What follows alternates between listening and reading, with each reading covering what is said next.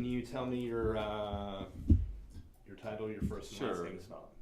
Chief Billy Grogan. It's BILLYGROGAN with the Dunwoody Police Department. Okay. And so tell me about this ransomware attack. When it happens, just walk me through everything. Sure. On Christmas Eve, one of our employees noticed something suspicious on our computers and notified IT.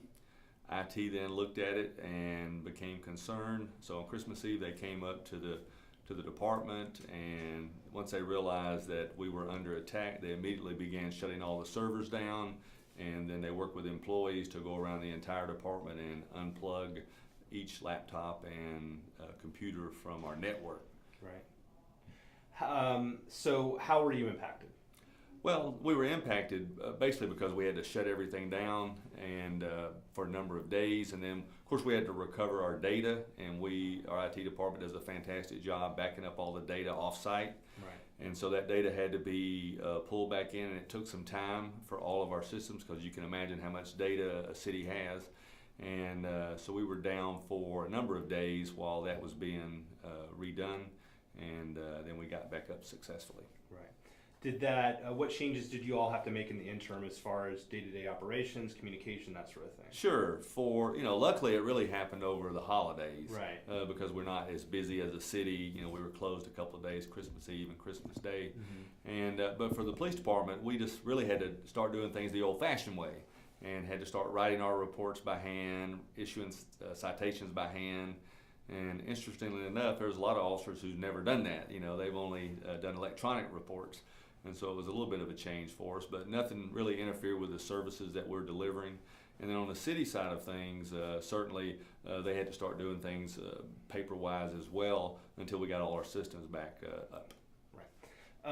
It sounds like you all were proactive, or you caught it early. Sure.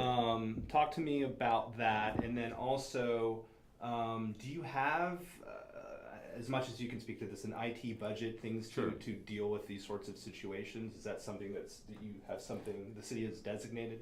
Sure, yeah. We contract with outsource our IT services, mm-hmm. and the company routinely does kind of cyber threat surveys, and they had recently done one, and obviously you can't protect yourself from every kind of threat. But they do a pretty good job, and then we've looked at this instance that's happened, and we're going to look at that and see what lessons we've learned from that and what improvements we can make in our systems, also in just the way we interact, because employees get phishing emails all the time, and we got to make sure we're not clicking on things that we shouldn't click on, and instead forward those things to IT. Right. Have you all changed in that regard in recent years, as far as IT funding or putting more of a focus there? Obviously, the city of Atlanta, was hit with a ransomware attack.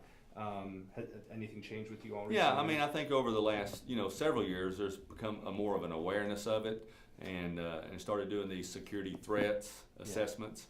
And so I think from that perspective, also internally, looking at our passwords and how we internally control things, they periodically do security checks. So they'll walk through people's offices to make sure they don't have their passwords written down on a sheet of paper or on their mouse pad or something like that. So there's certain things that we've done over the last few years to help protect us. Any lessons you all have applied from Atlanta's situation? After that happened, did you guys kind of reevaluate or say, well, how are we protected? Right. Well, we certainly was discussed. Yeah. And I think the real key is responding quickly to these situations. And we're fortunate because an employee noticed something, was able to bring it to IT's attention. IT acted swiftly, even though it was a holiday, Christmas Eve. They actually came up here, and then they worked pretty much 24/7 for the next week, trying to get our systems back up and running and restored. And so really the lesson is you got to respond quickly when you do have something like this happen. Right. How are you all now? We're good. Everything's up and running. I think we might have a few little things that we're still working on, but for the most part we're up and running. Sure. So none of our data was compromised, and so we're very thankful for that. Again, it was our IT's quick response. They asked for a ransom in Bitcoin, and of course we didn't pay it. We locked down our systems immediately and then recovered our data from our backup. So that was an important question that I failed to ask. Yes. Yeah. What did they ask for? Did they give a monetary They amount? did, but we're not going to Okay. speak All to right. that. Okay. And certainly, we're working closely with the FBI, Mm-hmm. who's conducting an investigation, and we're preserving all the necessary files and information for them so they can investigate this. Okay.